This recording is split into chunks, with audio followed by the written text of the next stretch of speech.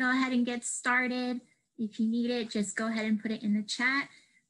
As we begin, go ahead and write in the chat where you're from. My name is Lisa Moe. I am from Corona, but I teach in Chino Valley Unified. And I'm interested in hearing where you're from. It's exciting. Moreno Valley, not too far. Welcome. Aloha. Oh, aloha. What island? Beautiful. I miss it. I want to go back to Hawaii. Salinas. Wow. Oxnard. Wow. Oh, the Big Island. That is where I go to visit. Oh, let me know how it is. I miss it so much. Oh, wow. Harupa and Oregon. Oh, my goodness. Look at all these places. Wow. Well, thank you so much for coming today. This truly is Eduprotocols Worldwide, and I'm very excited to be part of this. As we dive in today, we're going to be talking about the grandpappy of 8 parts. I'm going to go ahead and click out of this. Welcome, welcome. So today we're talking about 8 parts. This is the grandpappy. This is where it kind of all stemmed from Mr. John Carippo. Oh, Las Vegas. Hello, hello. I'm very happy you are here. Join us. So 8 parts today. We're going to be talking about using it for my classroom. I teach 4th grade, but this can be adaptable to all grade levels across the subjects. My main focus today will be talking about paragraph writing. However, I know in my last session, I had someone that taught math. She stuck around, she saw the benefits, she was able to see how she could use it in math as well. So don't be afraid. And I won't be offended if this is not the session for you. If you want to go check out something else, every session is amazing. But I'm glad you're here with me today. So this is our recipe card for 8 parts. What we're doing is we're taking all 8 parts of speech and using it to describe a picture. We love to use funny pictures, funny memes, GIFs, all different things like that. Oh, thank you so much, Christina. That's very sweet of you. Thank you.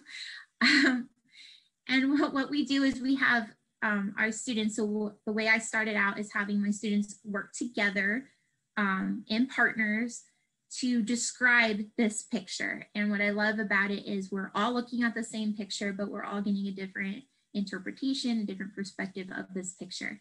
And we're taking all 8 parts of speech to describe it. From being able to apply those 8 parts into their writing, you can really see the connection.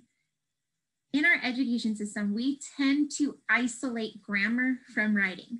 So you'll focus on a worksheet one day on, conjunctions, and we listen to our little, school rock and, schoolhouse rock and talk about that. And then they have to go write, and there's no connection of, well, wait, where do I use this conjunction? How am I using this? How am I using my nouns? So the idea of 8 parts is to bridge that, is to bring together your grammar with your writing and to stop isolating it. And it's a very fun and engaging way to do it. So here's your recipe card, and I'm going to take you through it just the way that I would take my students through this. I start off with 8 parts for paragraph writing. This is usually about my first trimester. Now that I'm in 2nd trimester, we're into the 8 parts of sentence building. So now I want them to really focus on their sentences and making sure that it's structured correctly. So this is something, it really depends on how you bring it to life within your classroom. But the main thing is that you're not doing this one time. Like any good Eduprotocol, it is repetition, and you're repeating it, growing with it, letting your students grow with it until it's mastered. It's not about completion, it's about mastering it. So let's get going. So at the end of the session, I'll make sure to share all my resources with you.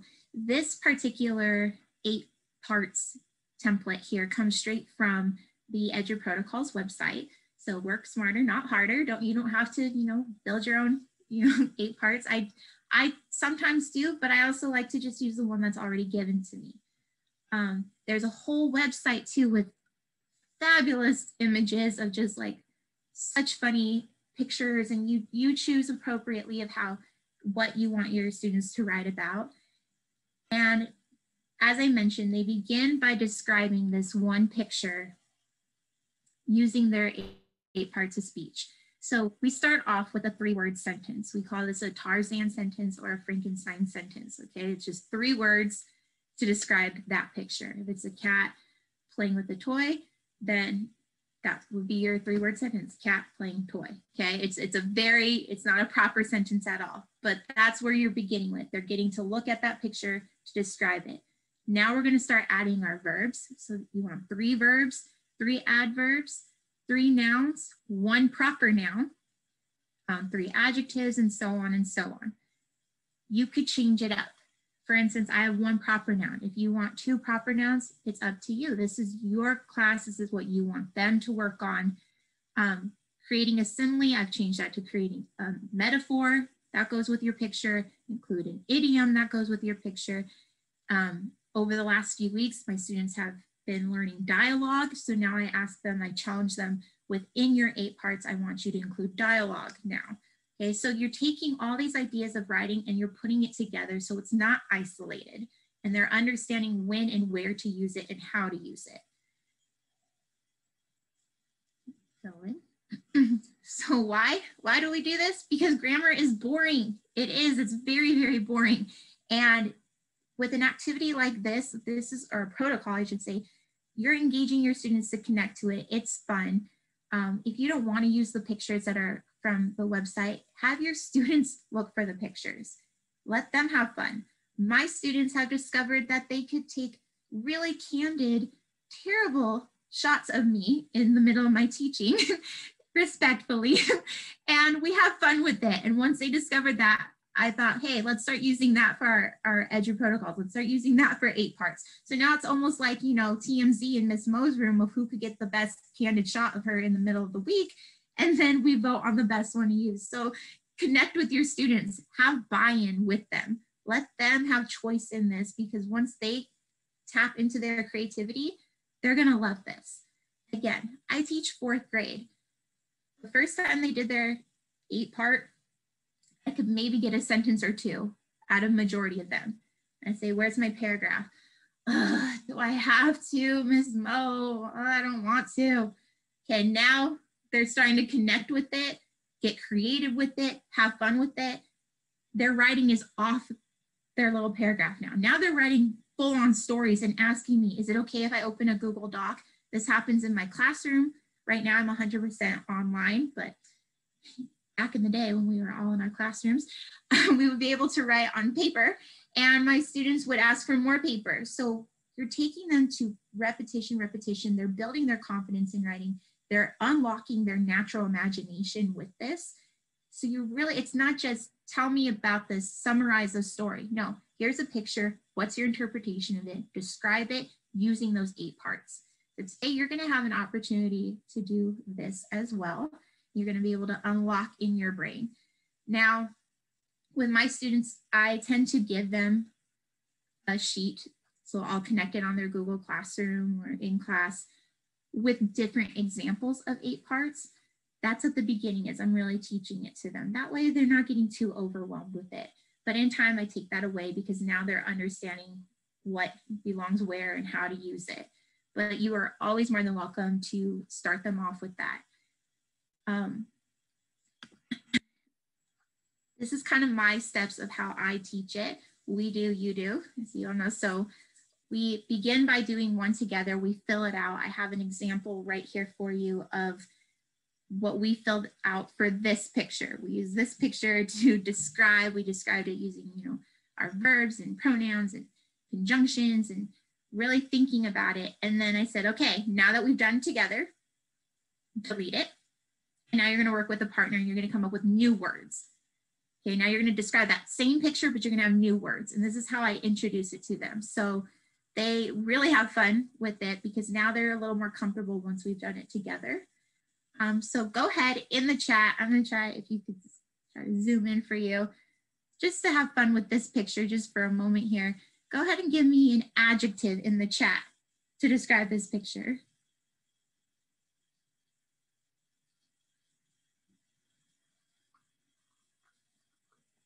Mess. Yes. Mess is definitely a good adjective.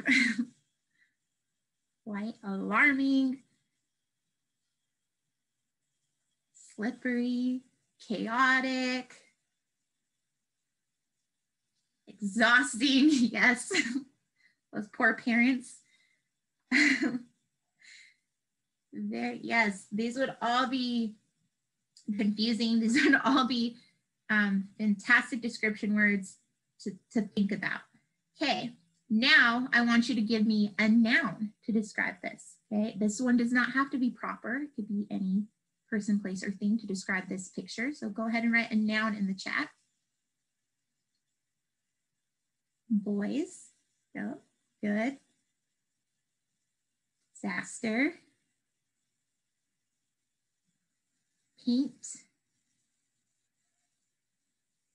Clean up, trouble. Child. So if you notice, you're already unlocking in your head. We're already describing it. We've used some adjectives, we've used some nouns. Now I want a proper noun to go with this. Let's name these boys. They could be any names you want them. It's your story. So I've got Bob, or if he's proper, Robert. Got Daddy, Sam. David, David, right? Tom and Jerry. I love it. Mary Maids. Yes, Tom and Jerry, I love it. We're connecting, hey, locking into our own real life cartoon that we love watching, okay? Mess, two boys, Tom and Jerry. Oh, maybe this is a live action. Now you're engaged in this. Now you could talk about, hey, what if Tom and Jerry were actually two little boys? Okay, now you could see how this is going to spark your students to really start thinking and really start creating. Excellent job. What about our 3-word sentence? Let's come up with a 3-word sentence for this picture. Go ahead and write that in the chat. And this is a Tarzan Frankenstein, okay? It does not have to be pretty. Boys in trouble. Awesome, Amy. In my class, you would get a big old scala. Holla. Good job. Kids gone crazy. Love it. Boys ruin room. Awesome. Kids having fun. Children destroy home. Good job. Yes. Tarzan or Frankenstein. I love that thought right there, that question. Why do we call it that? Because think of how Tarzan or Frankenstein talks. It's very, very, it's not a perfect sentence. It's like Tarzan says, like something, I can't even think, like food is good, something like, think of how they would talk. So that's why we call it that, kind of get that thought of like, kind of like a caveman or something. Yes, yes, good job, Jackie. Yes. Good job. I love your thoughts on this. Mom needs cleaner. Yes. Yes, maybe you're telling the story from mom's perspective. I love it. And that's something really, as you are working with your students on this 8 parts, you could really decide the point of view as well. How do you want them? Whose point of view are you writing from? Are you one of the boys in this picture? Are you the table in this picture? You want them really critically thinking? Are you, something in that house? Are you, okay, I love that. What happened here? It's a very good thought there. You could have it be one of the parents. Maybe you're a babysitter, okay, and you walked away for half a second. You came back to find this mess. Go ahead, tell that story. So as you can see, there's so many interpretations of this one picture, and it really, really gets them to start thinking of those 8 parts of speech to describe it. So we're going to keep moving forward. Today, we are going to describe this picture. It is hilarious. It is fun. I had my students, when they did this particular picture, I had one of them, or a few of them, pretend to be the child in this picture. I had them pretend to be the animal in this picture. I had them be someone that just like a bystander that helped in this. So again, think of the point of view that you want your students. At the beginning, I let them be creative. I'm not too harsh. I'm like, this is who I want you to be, because then that really locks them into only thinking that one way. Let them get creative and flow who they want to be. So in a moment here, I'm going to put you guys into breakout rooms. And I'll go right into that, Lori. Great question. I'll go right into that in just a moment. So I'm going to put you into breakout rooms just as I would in my classroom, and you're going to collaborate. Don't be shy. Remember, we are the leaders in our classroom, so talk to them, talk to each other, and describe this picture together. We are using Nearpod today. I tend to upload this onto Google Classroom and give each of my students their own copy. Nearpod is a great tool if you want to see all of it at once, but sometimes it can be, I know in my last session, we were having a little bit of trouble using the pencil or using the text box. So it's not about perfection. It's just getting those words down. So if you want to write it on a piece of paper, that's fine too. And just be ready to share out. Now to go back to our question, here's from Lori. The 3-word sentence is exactly that. It launches the idea. So this beginning 3-word sentence is where you begin.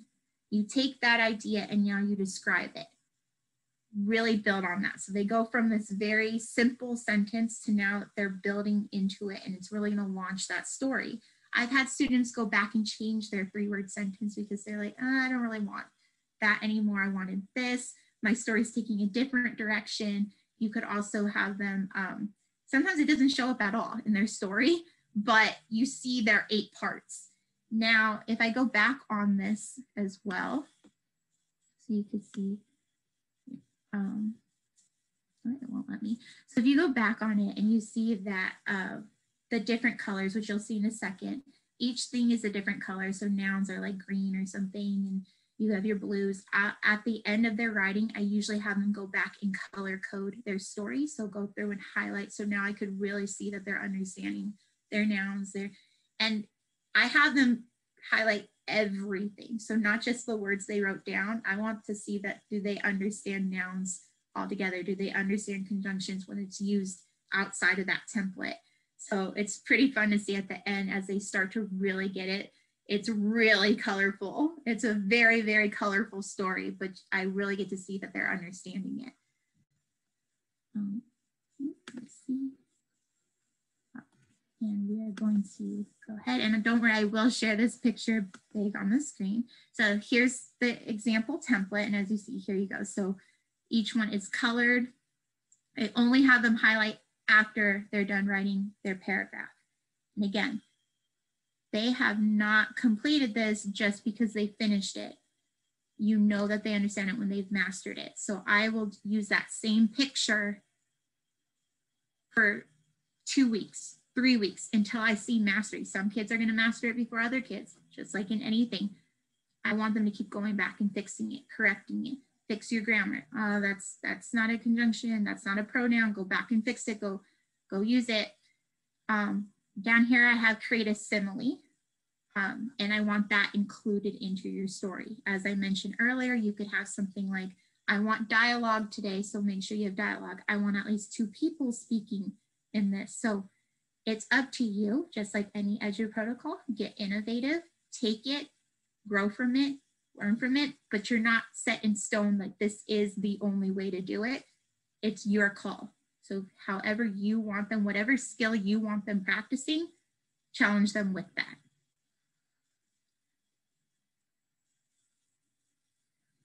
So for Amy, so what I tend to do, especially in our virtual world that we are on, I give them the same one that they've already used and to keep editing that one. That's what I tend to do. Now you can give them a blank one and they could rewrite a different story, or they could add on, they could fix it knowing what they wrote the day prior.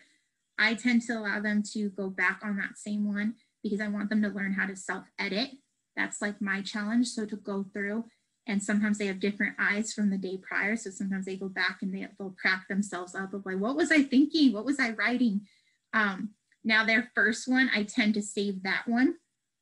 So at the end of it, they could see the difference from like their 2-sentence story to now their like 5-paragraph story. So again, it's your call of how you want to present this. So that's a Great question. How do I get them to persevere? I tend to do one-on-one conference, and then I'll tell them, go share this. Now in a breakout room, I'll have them share with each other. Again, that peer editing. And usually it's their classmates that could really get them to be like, hey, you should add this in, or I don't think you should include this. And then that makes them kind of like, okay, I'm going to go back and do this instead.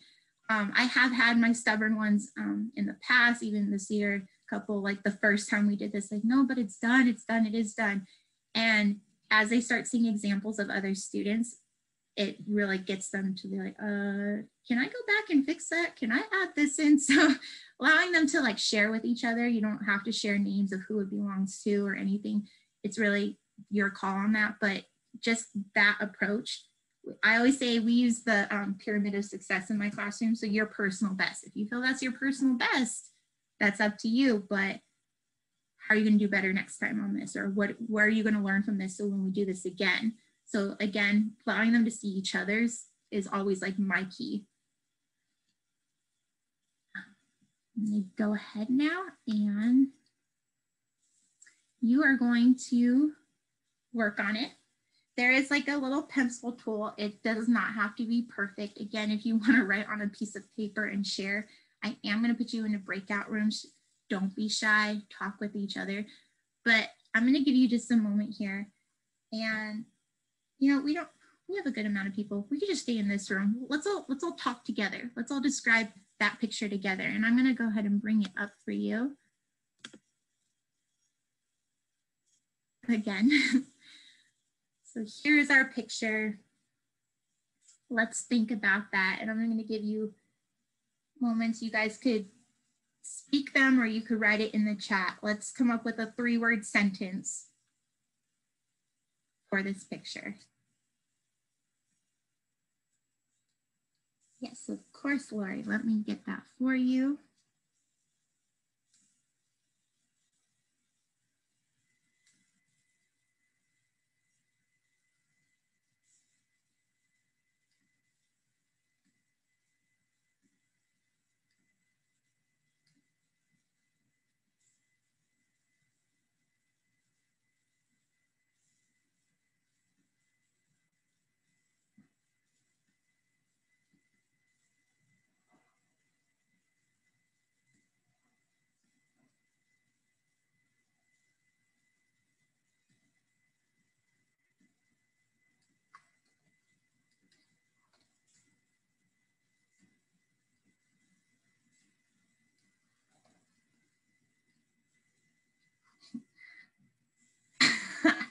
Angela, I love it.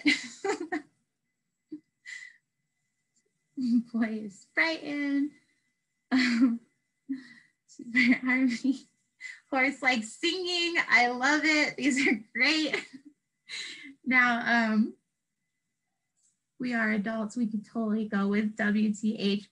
Not my 4th graders, but hey, I love the humor here. This is great. Post that again. Post the code again, just in case we go through. What else? Come on, guys. What else? What else can we do? I didn't get everybody's participation. Stole my candy. He's frightened. We'll say, what the heck? Of course, like singing. Love it. Let's go ahead now and let's give some verbs. Someone give me a verb, Go ahead. Oh, boy reacts loudly. Love it. Need a dentist. So you see, we all have a different interpretation of this story happening here. I have scream, got a lot of scream. What's some other verbs here? Howl, startle, surprise.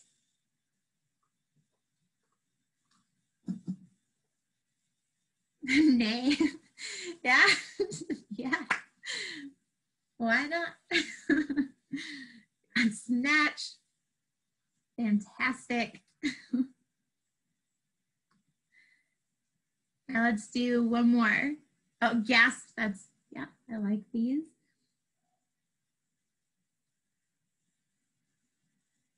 Drive as in away from here. I like it. I like it.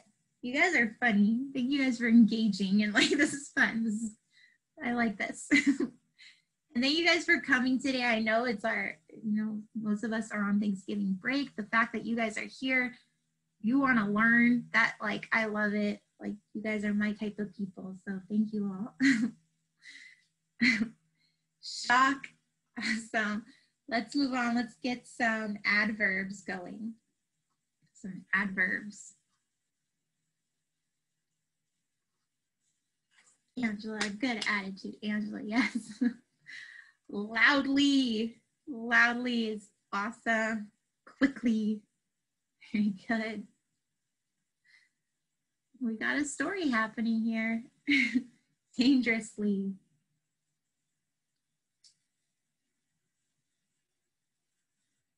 Unexpectedly. These are excellent. And as you see, you would keep them going with that. Okay, give me 2 more adverbs. For the sake of time, we'll move on to our nouns. Okay, so our person, place, or thing. But notice I do need 1 proper noun. 1 proper noun. So this boy could be named anything. Our horse could be named anything.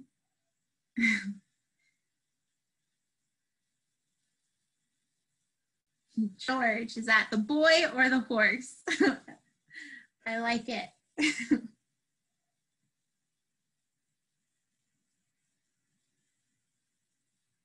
Mr. Ed, we got a story happening. George and Mr. Ed coming to talk. Our talking horse friend.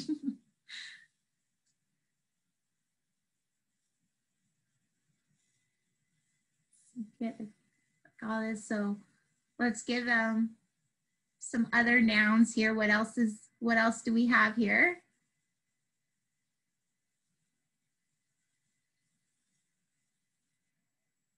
Our window, plan.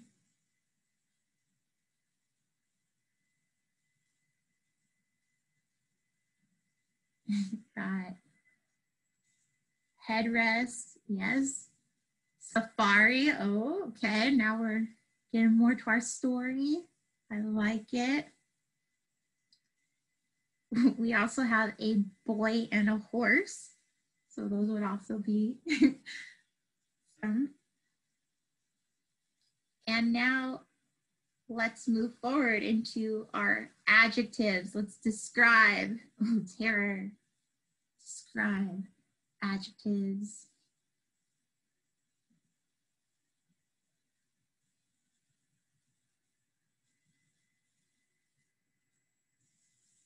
Confused. Yes. Strange. Broken. Our window, yes.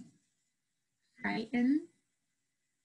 Could be like one of my students who totally cracked me up and he was like, hey, this isn't the strangest thing in 2020. So I love it. Let's get some more. Let's think about it. What about a preposition? Preposition.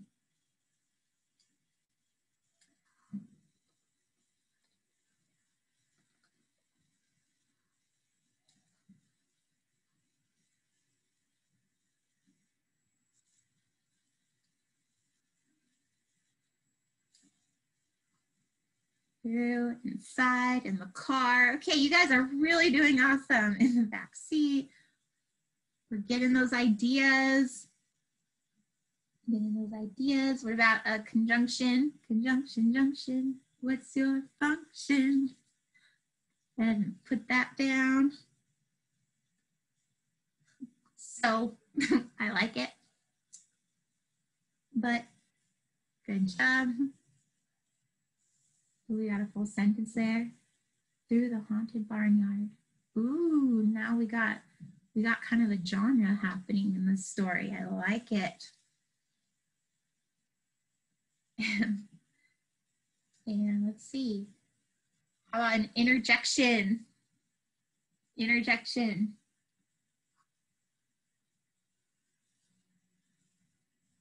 Help, yes. Yikes, they're great. Yes, yes, it's, I don't even know, that's awesome. I like it. Mom, these are perfect. It's becoming a really great story here. And we need a pronoun.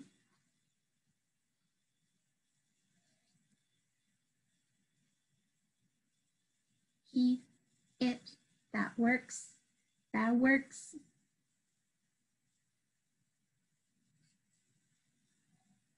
And last but not least, go ahead and come up with a simile that goes with this picture.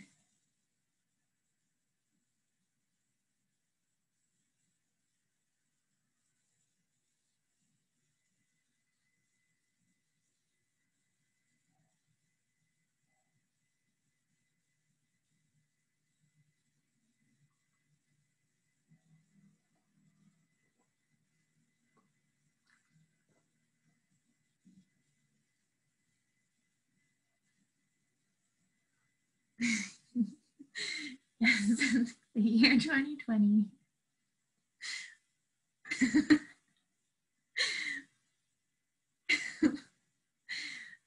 Yes, this is going to be an epic story.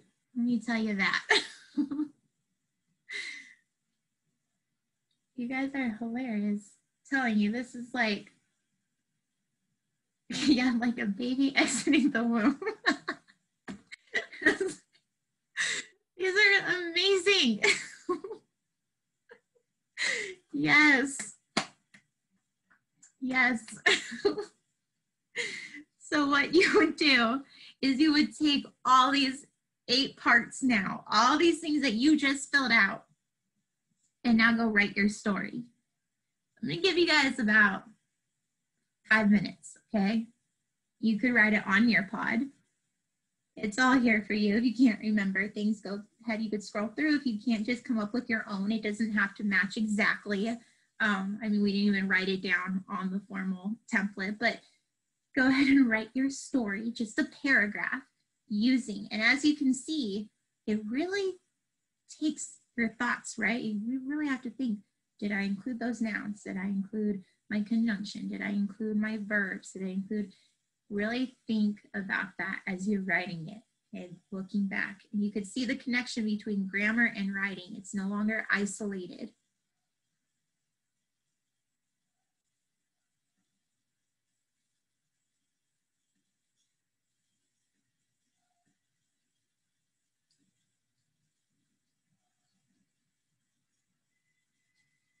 And if for whatever reason your pod does not like work for you, because I know sometimes it could get a little glitchy or hard to like connect right away. If you're not too shy, we are a Yes I Can classroom. You can also write it in the chat for now. I'm excited to see what you guys come up with, because so far you guys are absolutely like hilarious.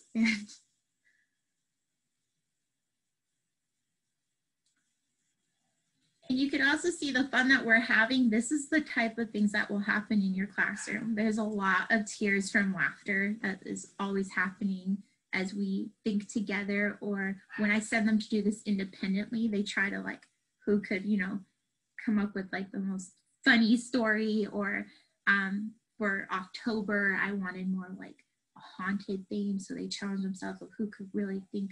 So again, it's up to your discretion what you want them to work on, what genre you want them to think of. We've done informative writing using this. We've done, we're working on opinion writing.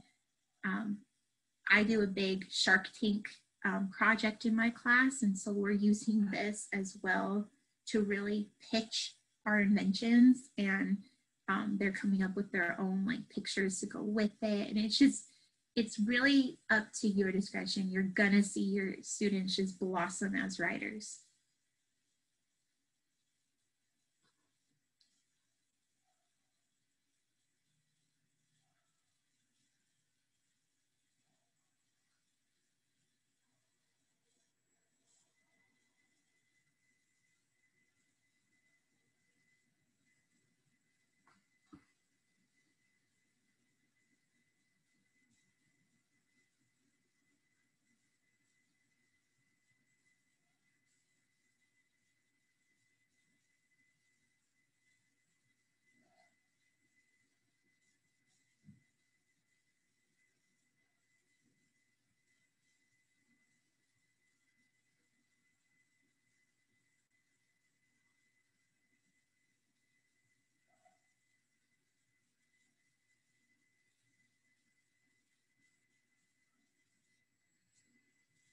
Is anyone willing to share their story?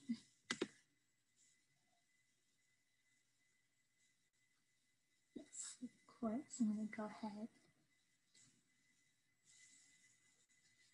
And welcome, Christy. Thank you for just joining. We're just kind of wrapping up here, but this is being recorded and will be available in about a week. And I'm more than happy to share my resources with you anytime.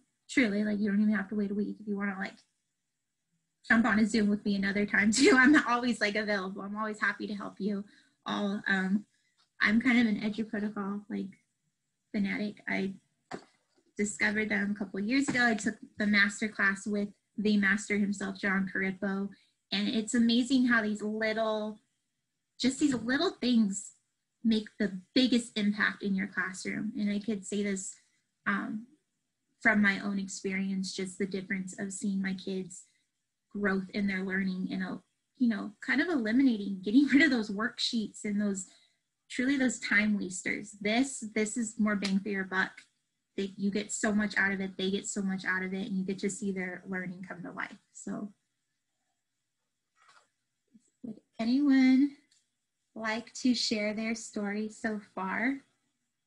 Don't be shy, you get virtual candy. Since I don't have any to actually give you, but I will celebrate you. I see some great stories occurring. Yay, Jackie, go for it.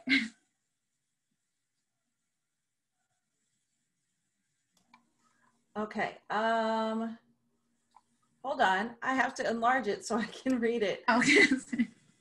There, okay. Should I just read it off my screen? Yeah. Sure. Okay. George had heard rumors of the haunted barnyard, but he thought a drive-through experience wouldn't be too bad. As the driver pulled up to the field, George cautiously rolled down his window. "Gadzooks!" George yelled. The infamous zombie horse named Mr. Ed appeared through the car window. The boy yelled like a baby exiting from the womb. That's as far as I got. Good job. I love it. I love it. I hope you guys can see how this truly unlocks not only that connection of the 8 parts of speech, like you really have to think about how you're using it and where to place it, but it just unlocks that creativity as well, and it's engaging, and that's key. If you don't have your students engaged, you've lost them. So something like this, it's fun, they're learning, they're into it, and you get great stories like Jackie's. So good job, Jackie. Again, we get a big old scala. Holla. Good job. Would anyone else like to share? Don't be shy. It's all good. You don't want to. For the sake of time, I do apologize. I do have to skip us forward. So if you're in the middle of your story, I'm sorry. I do have to move forward, but you guys did an excellent, excellent job. Let me go ahead. Oops. Share. And to keep back to our resource here.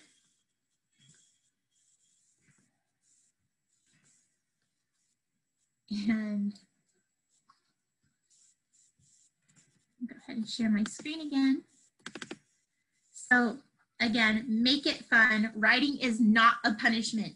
We tend to use it as a punishment. Kids take it as a punishment. It's not a punishment.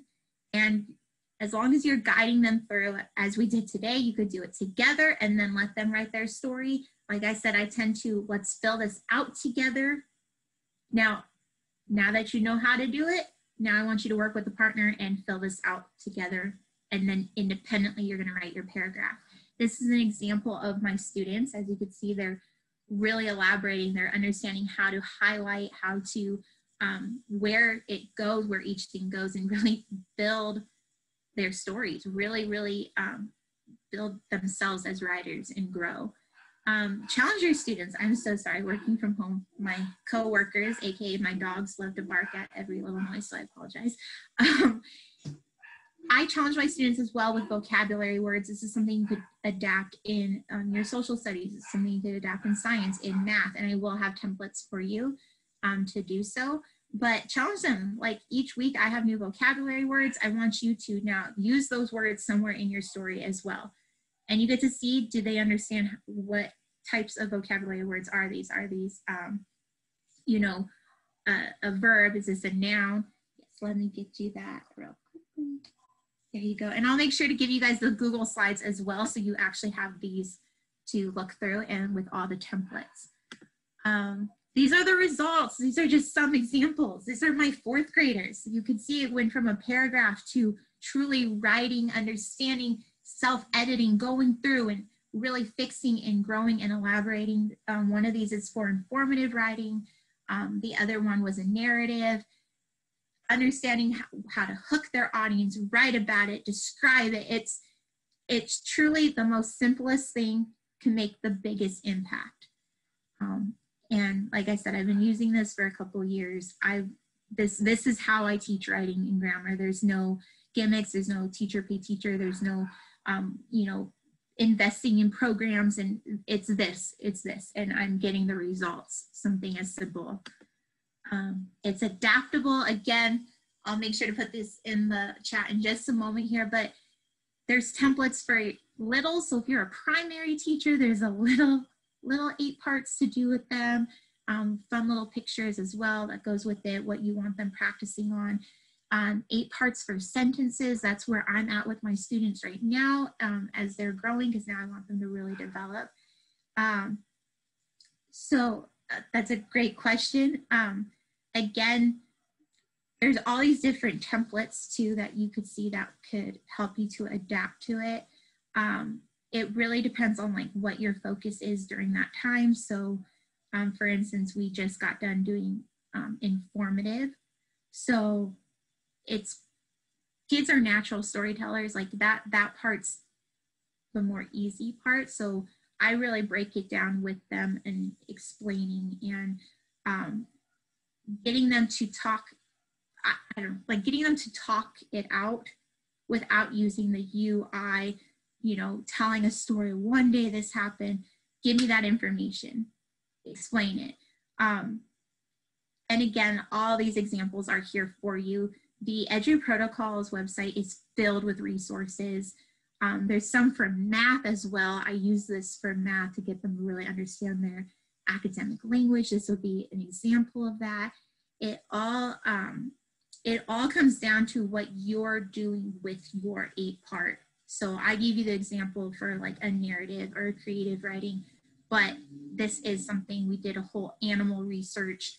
Like I said, they're doing a Shark Tank thing right now,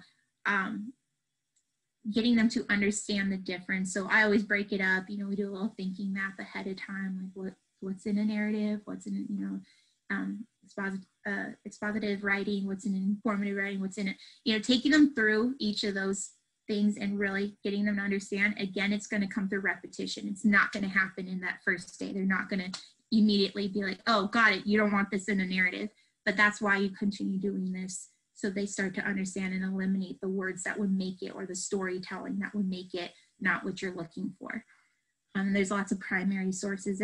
There's a lot here for you, and any one of us that presented today are available to you at any time. There's a lot of free templates on the website, free lifetime support. Any one of us reach out. I'm serious, like I'm anytime, like I'm available to help you.